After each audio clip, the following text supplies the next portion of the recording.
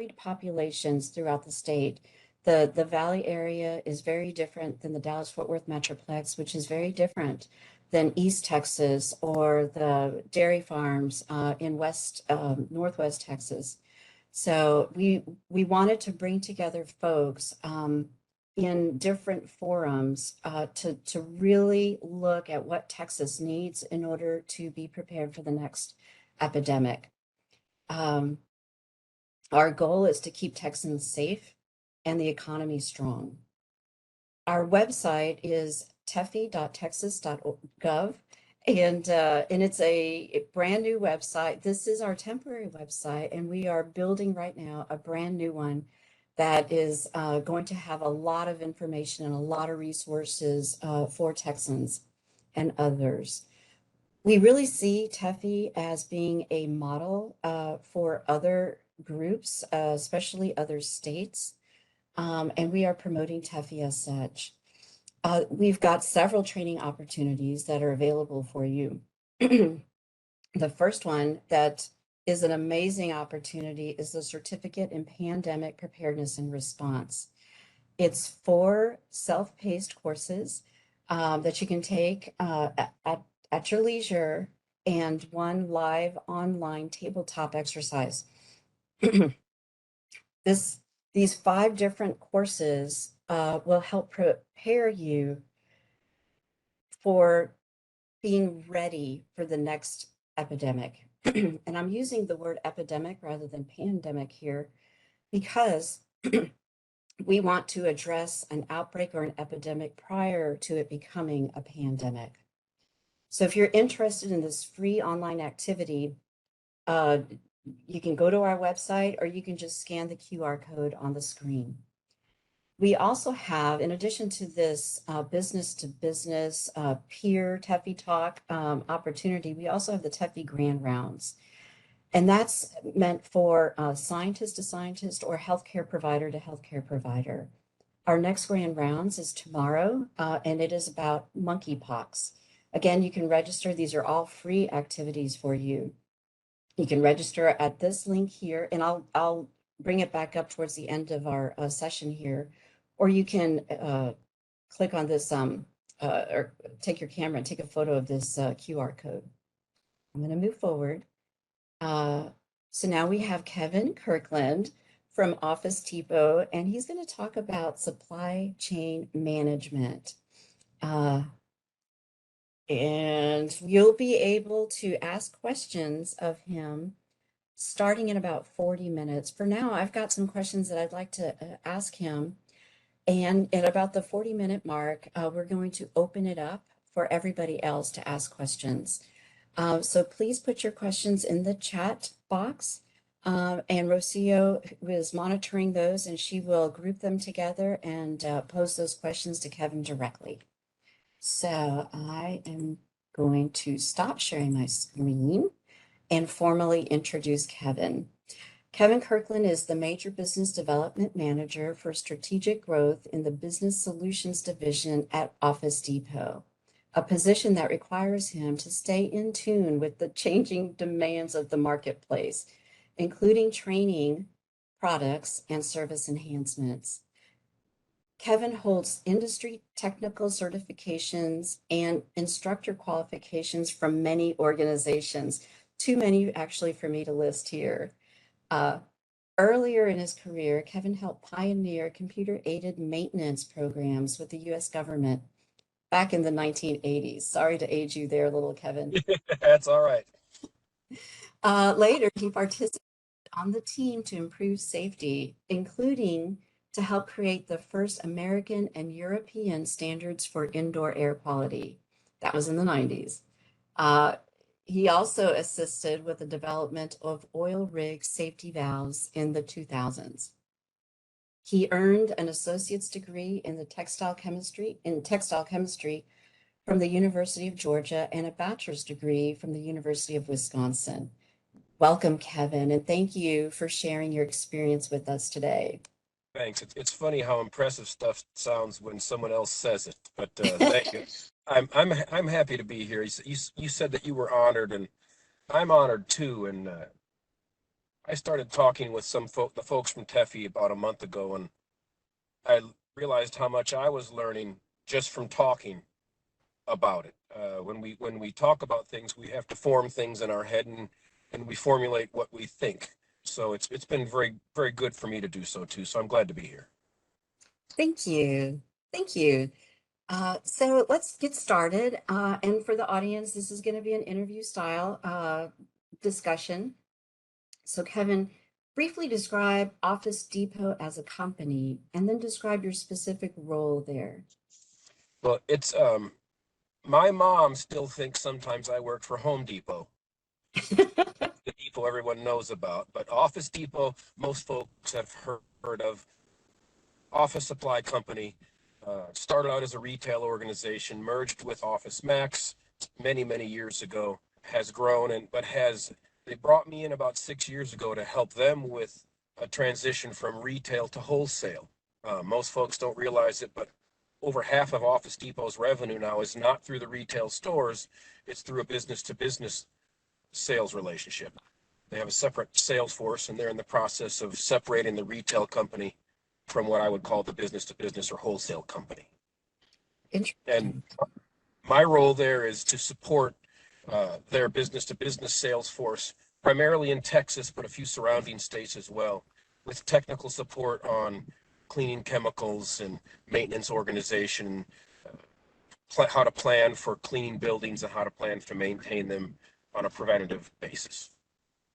Thank you. When and how did Office Depot learn about the pandemic and its possible impacts? Well, you would think, and we had hoped that because we're a big fancy schmancy corporation, that we would have found out about it and seen it coming before everybody else. But no, we heard the same way you guys did when we turned on the TV and found out from our friends that, hey, the state of Texas is going to be shutting down. The state of California already did. And we would like to think that there was a lot of cognitive thought going into it. But like any emergency, it happens. You don't know what's going to happen until it happens. Whether it's your baby running out of diapers, that's an emergency, or whether it's something that's has more magnitude. But we didn't see it coming. We had some plans, some rough plans on what to do, similar to what you do for a hurricane or something like that. But it certainly wasn't catered as well as it will be for the next time we have this, because we've learned a lot from this process. Yes, yes. And we'll get into that shortly. Thinking back, and it's been a while now, we've been living with the pandemic and SARS-CoV-2 and COVID-19 for a long time now. It feels like a long time anyway. Um, but think back to the very beginning. What steps were initially taken by Office Depot? Well, because we had an emergency preparedness plan in place for hurricanes, we went to that playbook and we communicated immediately as well as we could as to what was happening. That was the difficult part, is that what was happening changed so frequently, and what we were told was happening changed. Because as a society, we really weren't ready to handle this. We didn't really know how to communicate very well. I use the example of, I live in Texas, but if I move to Iowa, there are tornado warnings all the time in Iowa. I don't know what a tornado is in the Houston area, really. But or vice versa, if they move to Houston, we had a hurricane warning, they wouldn't know how to react to that. We weren't prepared for the exact problem, but we had a basic structure of what to do. So communication was our first step. Second step was making decisions on how we're going to react as a company. We communicated with local governments. Do they want us to open our stores? Are we going to be considered, an important operation? So it took time to get that done. Most important thing for me and to my people was to communicate with them as soon as I could, to let them know what I knew, to let them know what my expectations were. I just told everyone, I don't expect you to be making calls on customers. I don't expect anything. Let's just relax and stay flexible and see how things progress. Okay. Which of those steps worked well? the the waiting, I would say, worked well. Uh, as a country, almost for 6 months, we were afraid to make a decision because we were afraid to be wrong. Um, I learned personally that it's better to have a good plan today than a perfect plan tomorrow because you can't operate on tomorrow's plans. So communication, two-way communication as well. Me to the people, everyone together. If I'm recommending something that someone doesn't feel comfortable with, I let them know. Please tell me how we're doing here because we're making this up as we go along. Um, so candor and openness it worked very, very well. I think as a team, we are stronger now than we were certainly 5 years ago, 2 years ago, even 1 year ago. When you expose anything to us outside stimulus, it reacts in a way that is either positive or negative. And I think as a whole, many of the teams on this group too, I'm sure, had the same experience, is that you grow and get better and you get closer. Communication is much better now than it ever has been. And we have a better view of where we're going from this point forward. So I think communication was the most important thing, and that's what worked the best. It also covered up for a lot of mistakes. As long as you communicate, it helps you navigate the mistakes. And you mentioned bi-directional communication. What tools did you use? Was it email or video conferencing? As many as we possibly could. I think that's one of the ways that we as an organization reacted. We weren't limiting as to how we communicated. Some folks down in the valley in southern Texas, um, they found it easier to text because at the same time this was going on, they had other problems going on where they were losing power and brownouts in the summer and their computers wouldn't turn on. So I didn't, if someone wanted to send me a smoke signal, that was fine with me. Any way to communicate was good. So, but it was hard for me to be candid. I like to email. I really do. It gives me control of the pace of information. And my folks had to pester me and say, Kev, we're going to text you because our email is down. And I went, okay. Well, of course, no, I smiled and said, okay, externally, of course, I support you. But internally, I was going, oh, man, really, I got to do this text thing. Um, but so I learned as a result, but it was necessary for me to just allow everyone to communicate any way they could, whether it was voicemail, email, text, any way at all, any way at all. So it sounds like everybody throughout the organization had to be very flexible in figuring out the best way to handle the communications, depending on the local situation. Um, is that a lesson learned, and is that why you're saying that the organization is stronger? Yeah, I believe so. We as a company have gone through a lot of internal change over the last 6 years. I don't know if you guys remember back 6 years ago, we were going to merge with Staples, and the FTC came in and said, no, no, no, you can't do that. So boom, there's plan A. We were on plan B, and then plan C and plan D. So we have had, because we were primarily a retail company. Retail's having a tough time. Brick and mortar is a tough way to make a living right now. So we were going through a lot of changes, not that we imposed on ourselves, but that the market imposed upon us. So we're pretty loose already. So I think we did get lucky in that we did not have a very strict regimented corporate structure, even if you would. It's always been a very, very open, bi-directional communication corporate environment. So it sounds like that was a strength going into the pandemic. I don't know if I'd call it a strength because strength implies that you know it. I think we just got lucky. You can use it as a strength, and it turned out to be a strength. But if we didn't have it then, we would now. Because I work with hundreds of companies, big ones, little ones, and in between, and they all communicate better now than they used to. Mhm. Many of them don't like it or didn't like getting there, but they're all if you bring it up and you ask them honestly, are you happy with where you are right now in your corporate culture and your team building? And I'd say that most of them, all of them, would say yes. We are communicating better now than we were 2 years ago. So it sounds like the steps that worked well were communications and developing your response. Could you share, and are you comfortable sharing what did not go well?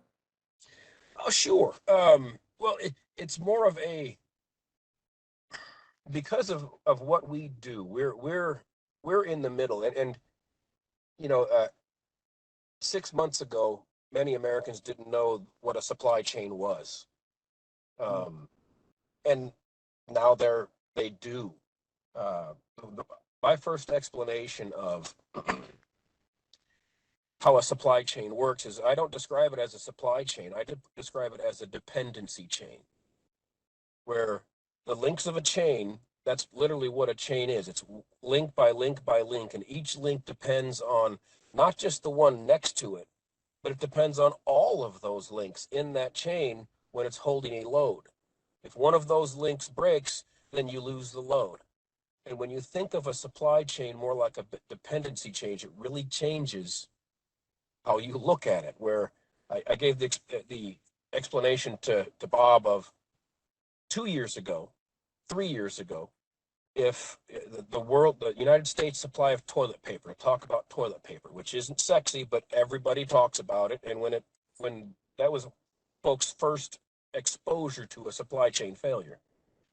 But 4 years ago, let's say, when everything was quote unquote normal, if just, let's not say a big state like Texas that uses a lot of toilet paper because we have a lot of people, but let's say Rhode Island.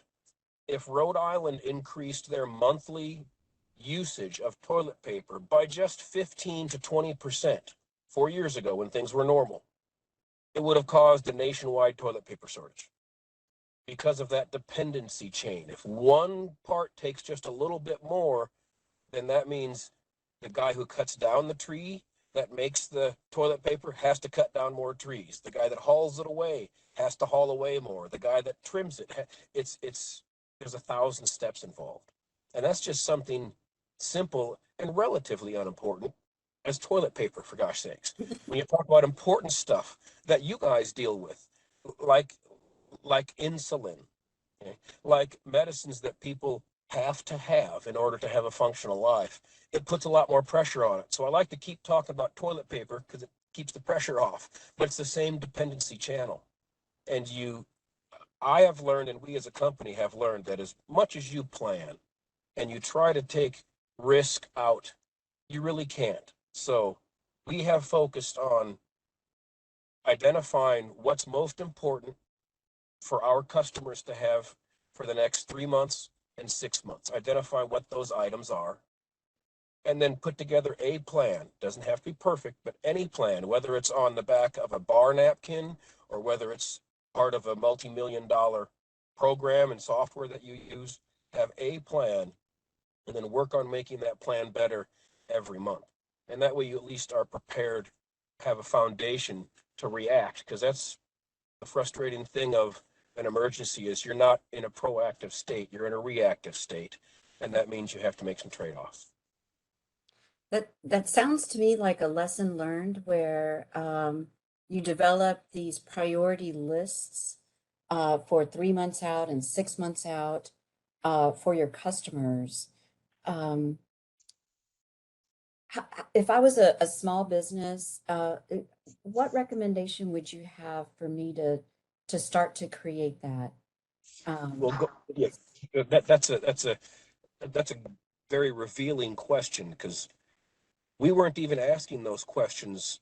We weren't, as a company, weren't asking those questions of our customers as often a year ago as we are now.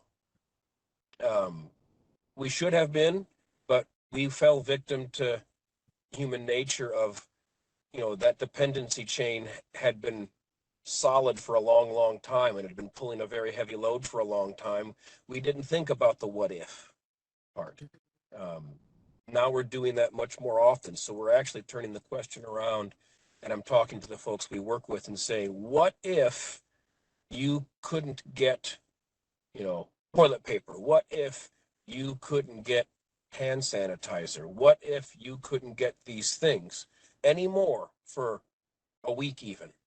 And if the question is, or the answer is, well, we can go a week, then that tells you it's not a priority item. If the answer is, oh, brother, If we can't get that for a week, then we've got a real problem on our hands. And that tells you that's a priority item. So that's where it starts, is asking that what if and identifying what the priority items are. And maybe they're not items, but quite often they're not. They're, what if we can't communicate with our offsite people because there's a power outage? What if we can't get information to our police officers in East Texas when there's no cell phone coverage? Those what if questions. But it's also important, don't freak out. When you ask those what if questions, you realize, oh my gosh, the world's not as 2 + 2 = 4 as we thought it was yesterday. There is inherent risk and there's uncertainty. So don't let that fear keep you from quantifying it as best you can. Once you can quantify it, then you can try to manage it. I'd also give, what I learned most over the last 2 years is, as perfect as my solution is, it's probably going to have some scars on it. It's not going to be perfect, and it still needs to stay flexible. But it's also important to identify the things that we can't be flexible on, because there are some of those hard things that we must do, and realize that your plan, it does need to be adjustable. It's going to need to be tweaked because conditions are going to change. Are these plans that Office Depot has, are they written down, and are they exercised from time to time? From a corporate standpoint,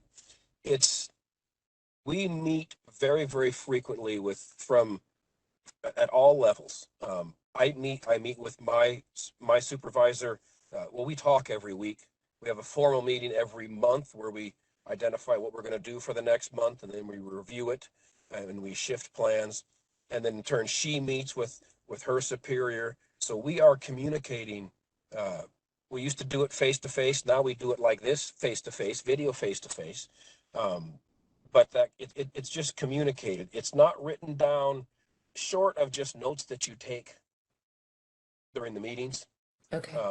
But we have found that there does need to be accountability. If we say we're going to do this by such and such a date, there may be a good reason why it doesn't get done, but we still revisit it, and we may have to reshift that plan, move the date, adjust the target or something.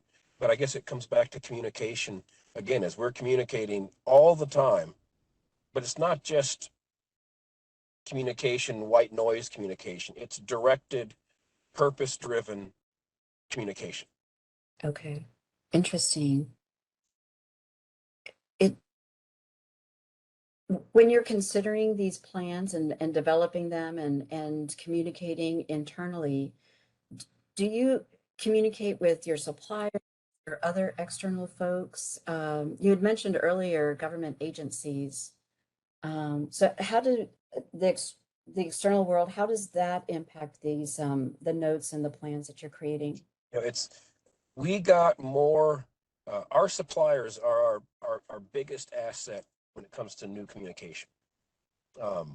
We control some of the manufacturing of our products in foreign countries.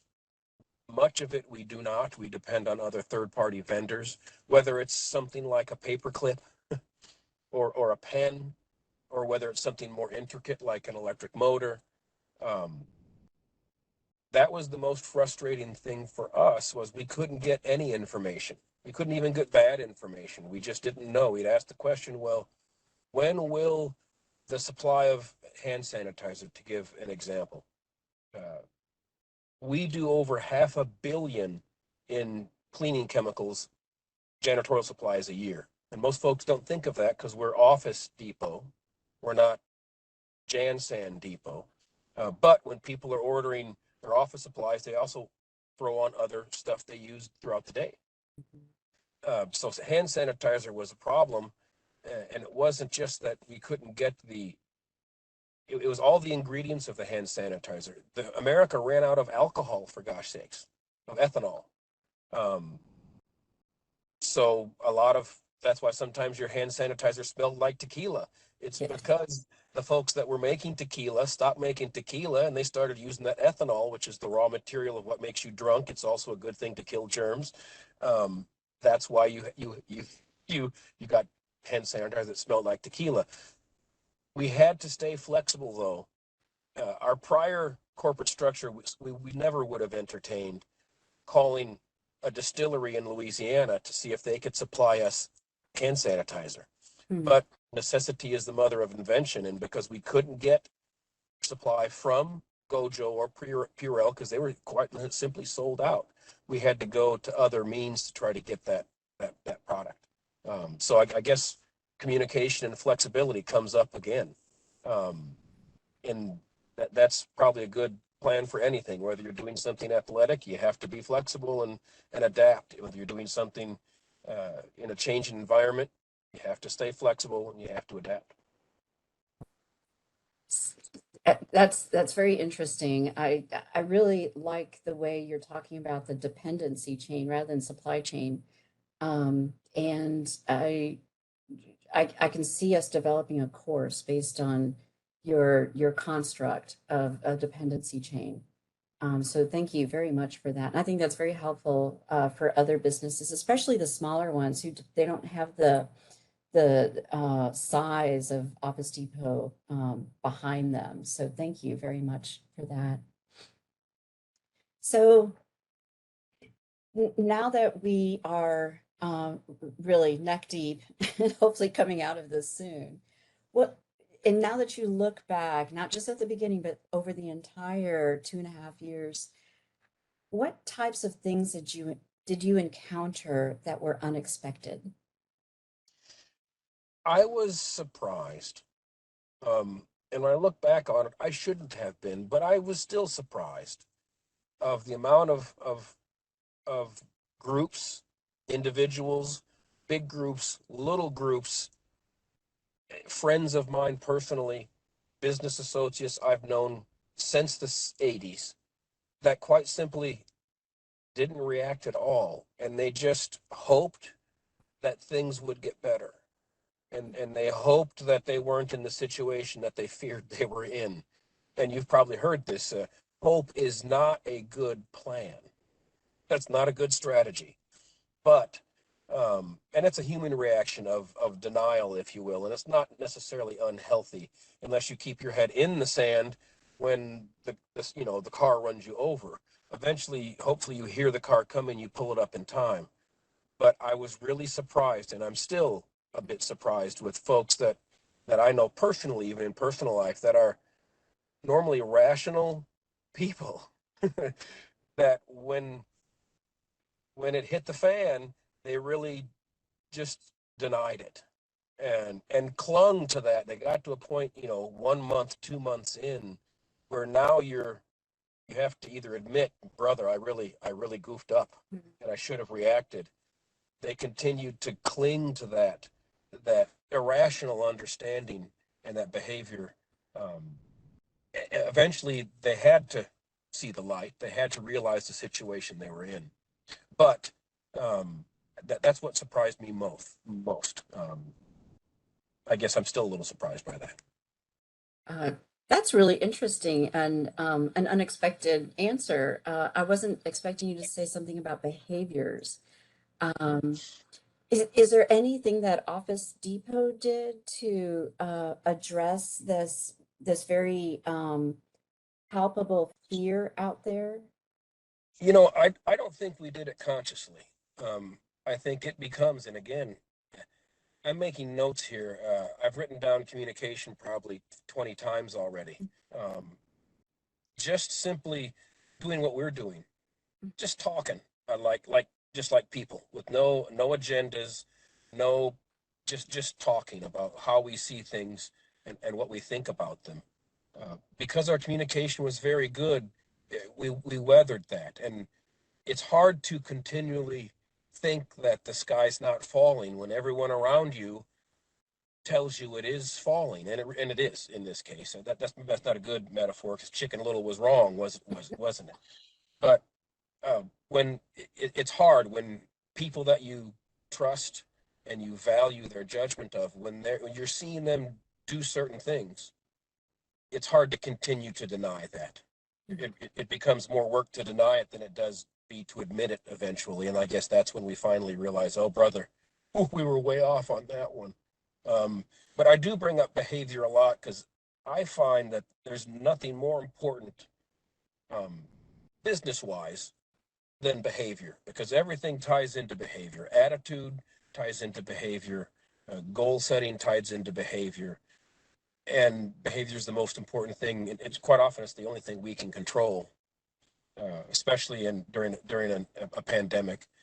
We can only control what we're doing and what we're thinking. But that is a very powerful thing when you leverage that over, two people or 2,000 people. You can really have an impact on what happens when you control that behavior. And I was originally thinking about the employees, the workers at Office Depot, but let's switch a little bit and think about the clients, your customers.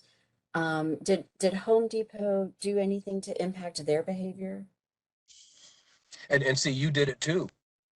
We're Office Depot and Home Depot. I'm sorry, did I say Home Depot? See, it just Sorry. that, that's the value of marketing. I'm a marketing guy. You say depot, everyone thinks home in America. I'm so sorry. No, don't be. It's revealing. Um, Words are important, and um, our customers, they were really, they were really. A lot of them took a collective. I do a lot of work in Texas with K-12 schools, and they were very much. They took a collective breathe in. They went, and then they didn't know when to let it out because it did scare them because they want to protect their children. They're very protective, of course, and they should be. And they take their jobs very seriously.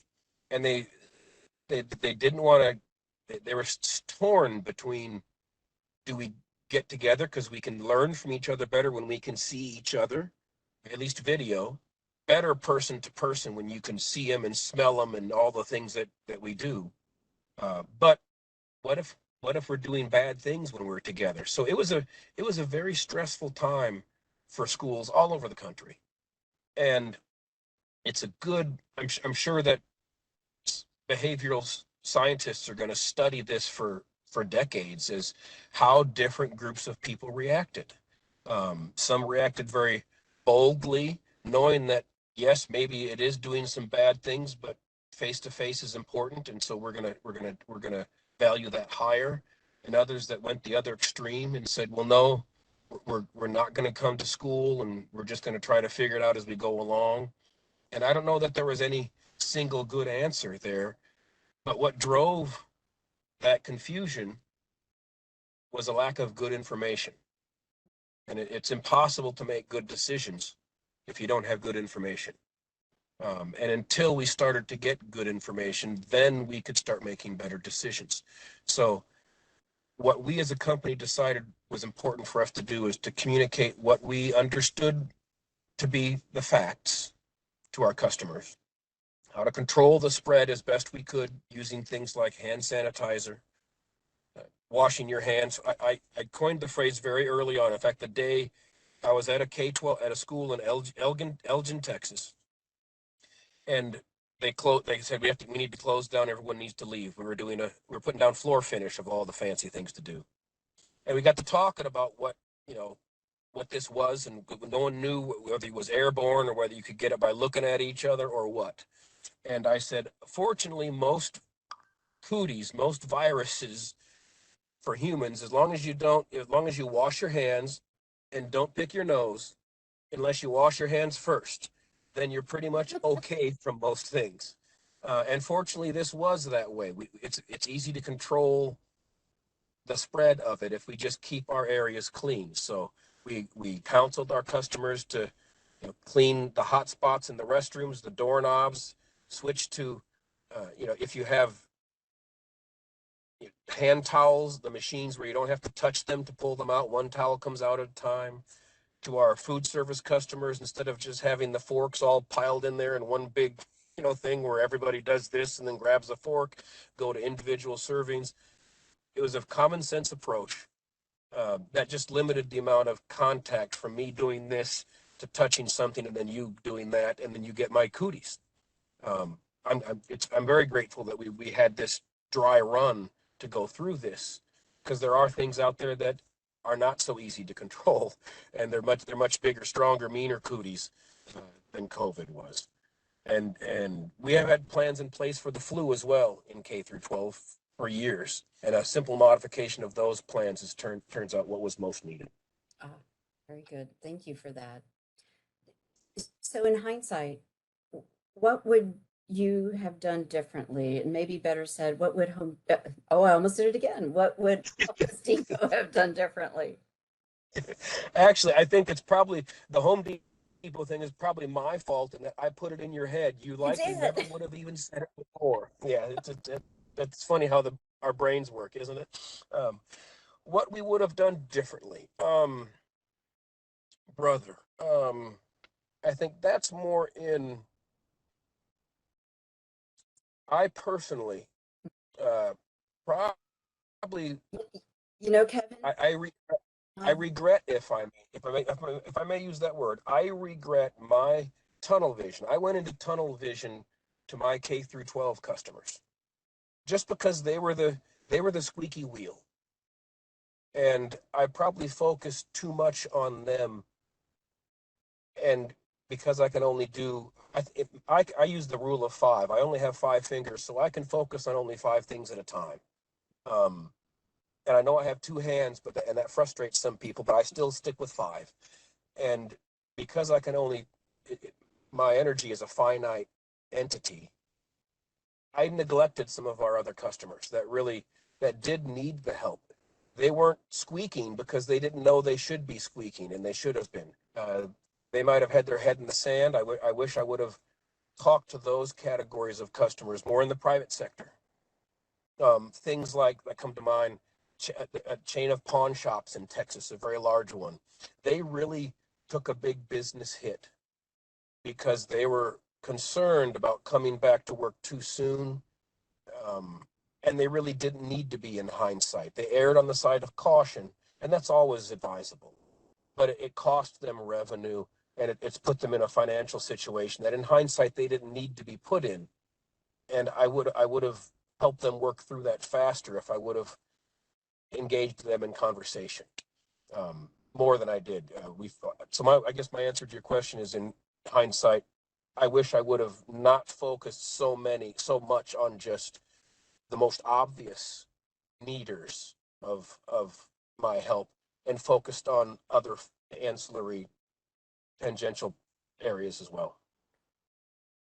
and just a note, thank you for that. And just a note for the audience, Kevin arrived at the airport a little later than expected, and he's in a rental car taking the call, and that's why the video freezes from time to time. But the audio is perfect. So, well, there were a couple glitches, but it's fine.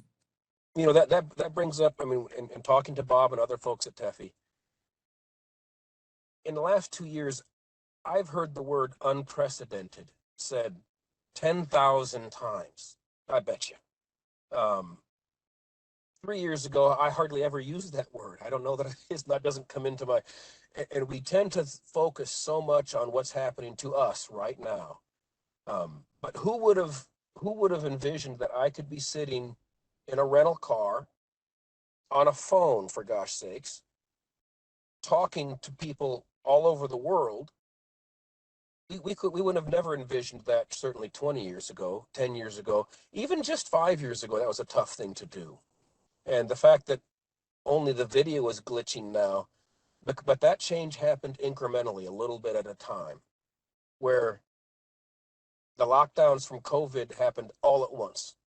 And so it's a matter of perspective. But I don't like that word unprecedented, because to me it seems to be a defeatist word. Of this has never happened before, so maybe it's okay if we don't get it right this time. Just because it's never happened before doesn't mean we shouldn't be able to handle it. We just need to focus on what's important, and do the best we can. And there's a little hope involved, yes, but hope's not a good plan. And it's just, I guess it's a matter of perspective. Of we have accomplished fantastic things, and we take them for granted every day. Um, and so, I don't think it's. I hope I'm not being braggadocious, but we're on the back end of this pandemic caused by COVID. Maybe I'm getting a little full of my oats, but I think we did a pretty good job in hindsight. Some things we could have done differently. We will do much, much, much, much better next time. To use the family from Iowa moving to Texas metaphor, you go through one hurricane and you'll learn really fast what you need to prepare for a hurricane. And they're very different from what you need for a tornado. But the first time is the worst, and you're better prepared for the next ones. And so I think this was our trial run for the Houstonian in Iowa and the Iowan in Houston. And I think we as a group will be much more better prepared uh, next time, because there will be a next time. It's not an if, it's a when. So what steps is Home Depot doing now? We Home Depot, I meant Office Depot. Oh my God. Now that we've been I, talking. I, I didn't catch that one either. Yeah, we are not from a vendor standpoint. We're being more conscientious on understanding our vendors' capabilities. To give you an example, Gojo, um, they have made changes in where they supply their products from, their raw materials. They have changed the way that they configure their products so that they're made in America more, so that if we can't get things from another country, we can still source them and get them and manufacture them here. And we're looking for companies that are doing more of that, where they're less dependent on undependable sources, and also that have other plan Bs. If you can't get this type of alcohol, what are your plans for changing, in the case of hand sanitizer, to another kind of alcohol? So if you think that your life was chaotic the last 2 years, imagine making hand sanitizer for a living.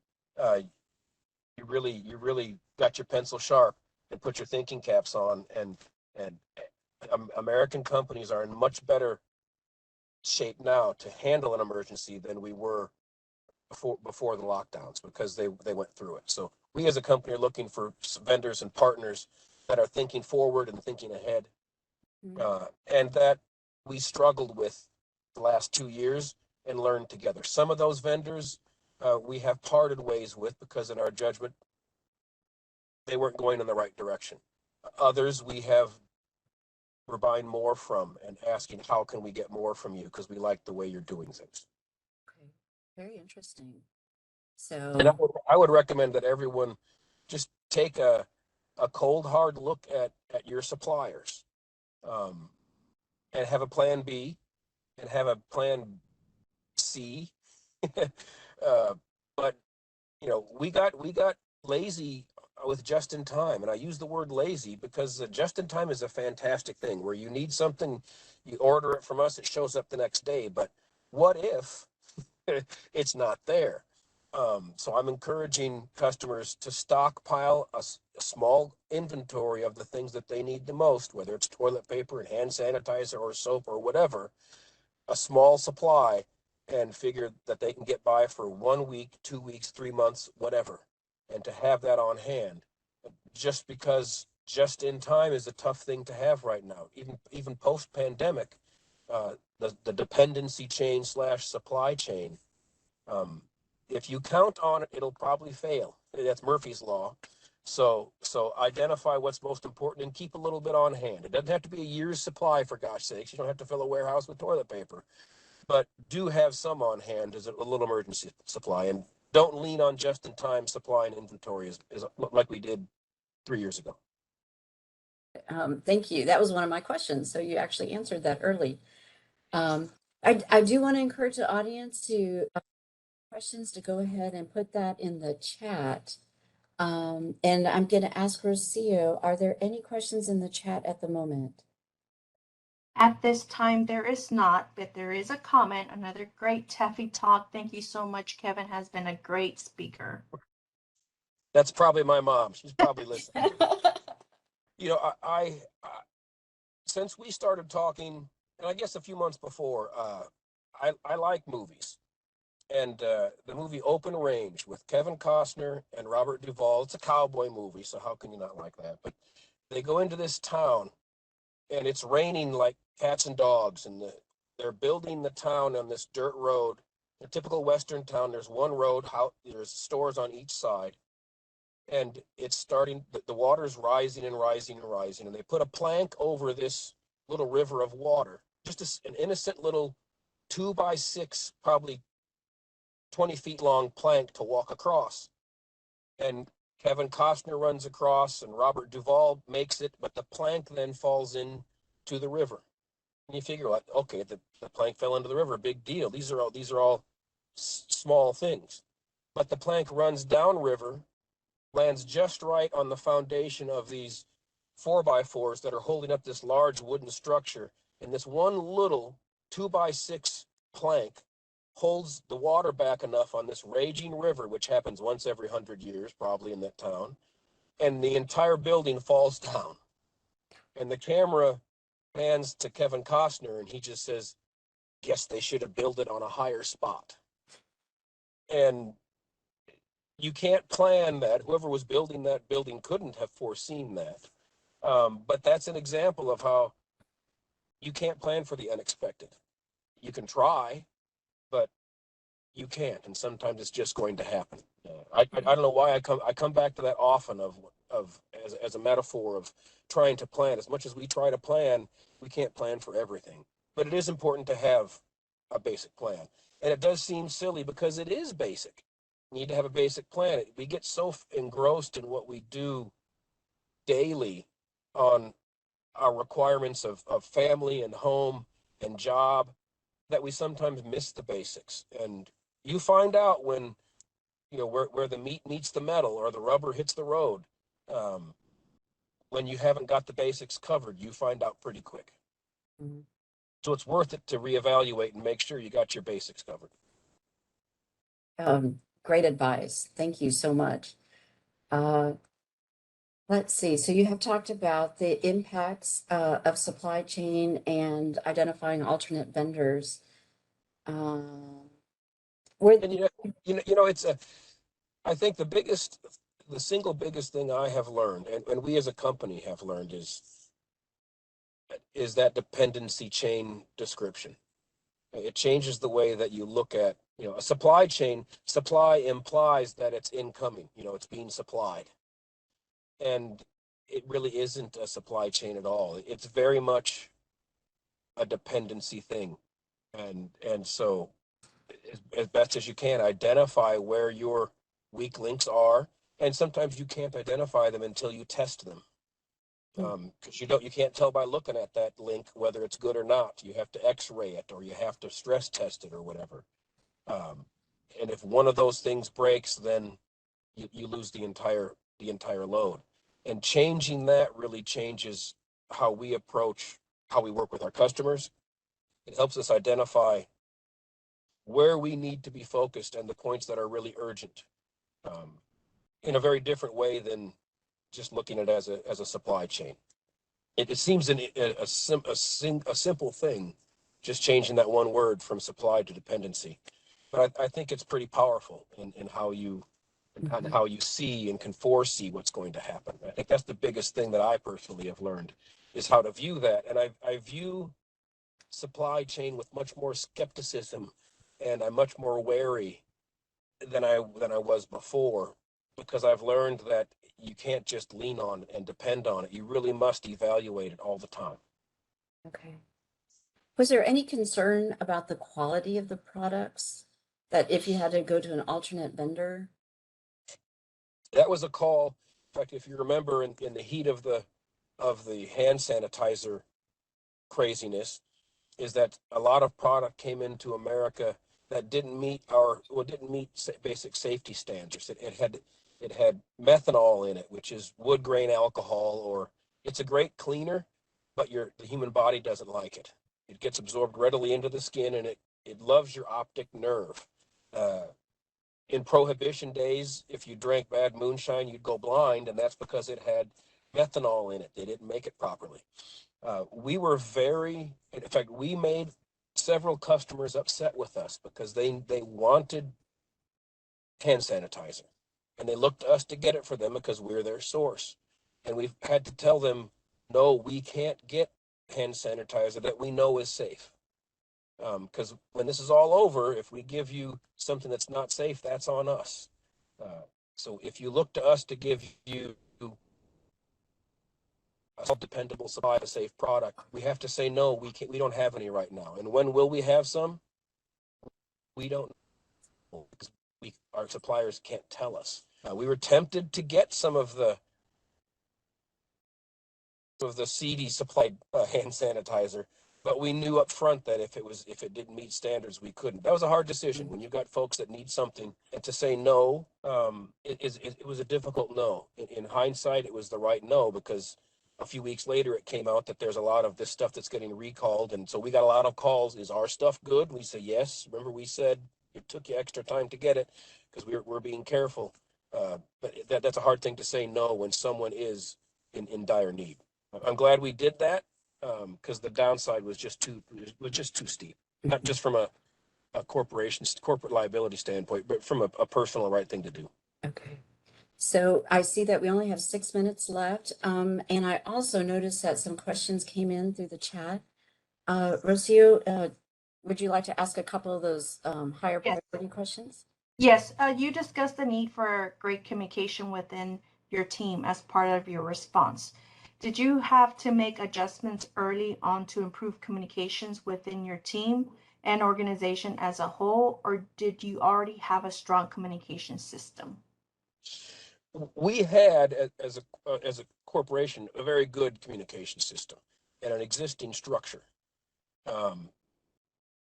That was stressed though because let's say my wife can't go to work, or it changed everything. Now the children are at home all the time and they're not going to school, so that influences that whole dynamic. So we had a good structure initially, and that can be a good thing or a bad thing. Sometimes if you got it already, you lean on it and you don't make changes. I think we did a very good job, just because Office Depot it's ranked as one of the top companies to work for because they do communicate with their employees very, very well. And that goes both ways. So that was there. That being said, me personally, I had to make some adjustments on being more open to the methods of communication that I don't prefer, and that any communication is better than none. And I have to admit, I do text a lot more now. It is convenient. It is quick, but I didn't before. So I learned a little bit. Excellent. Rocio, Good. we have time for one more.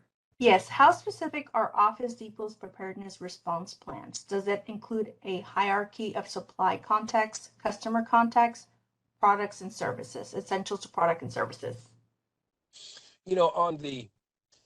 That's probably, I'm sure our retail side has a very step one, step two, step three, and have really thought it out. I don't have a lot of interaction on the retail side.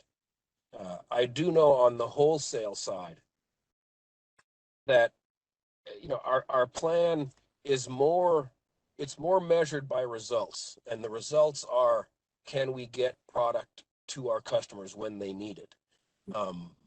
We have changed a lot of what we do.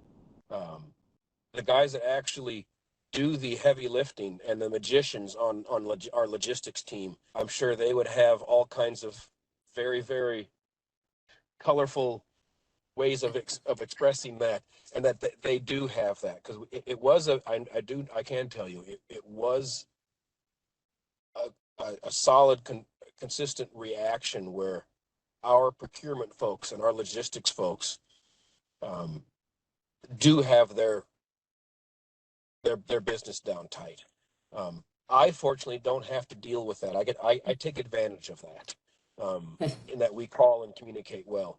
But as a company, we are always working at being better at how our field people can see inventory levels, how they can see when new POs are coming in to resupply products.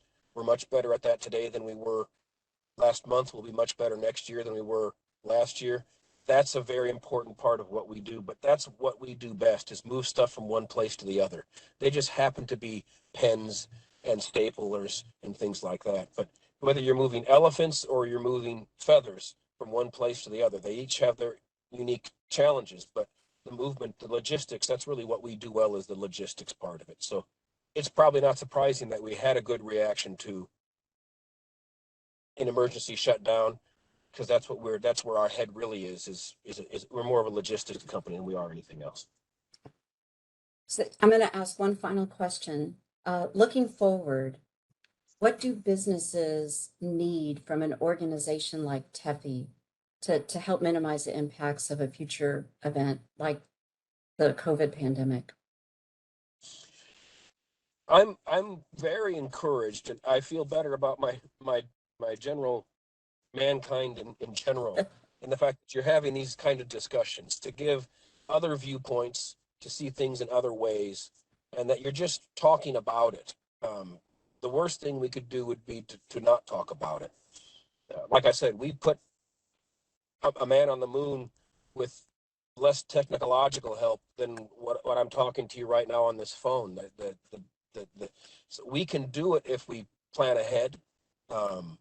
So I would say the most important things are to identify where your weak links are, to prioritize what's most important supply wise or communication wise or what have you in your organization, and then start taking steps tomorrow to make them a little bit better. They don't have to be perfect, but make them a little bit better. Because if you make it perfect, sure enough, the world's going to change and your perfect solution will be worthless anyway. So get 90% there and you'll be great. You don't have to get 100, just 90%, 90%. Thank you, Kevin. This has been so enlightening and so helpful, and I'm sure that the other businesses that are on the call found your best practices helpful for them as well. And with that, Jessica, can you put the slides back on, or was I sharing them? I've already forgotten. So thank you again, Kevin. Well, thank you for having me. It's not rocket science, it really isn't, but it's still the basic blocking and tackling is the most important thing. It really is. So it bears repeating. Stick to make sure your basics, your foundation is strong. And then you can build on that. So thank you for having me. I've really enjoyed our talk. I've got even more notes. I've changed some of the way I think about things just from our conversation.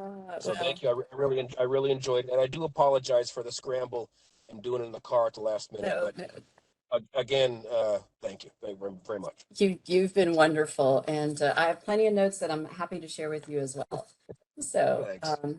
with that, I think I'm just going to go ahead and draw this to a close. And thank you everybody for joining us. And if you're interested in more events like this, please go to the TEPHI website at that I had on the screen earlier. Thank you so much, and have a great day, everybody. Bye-bye.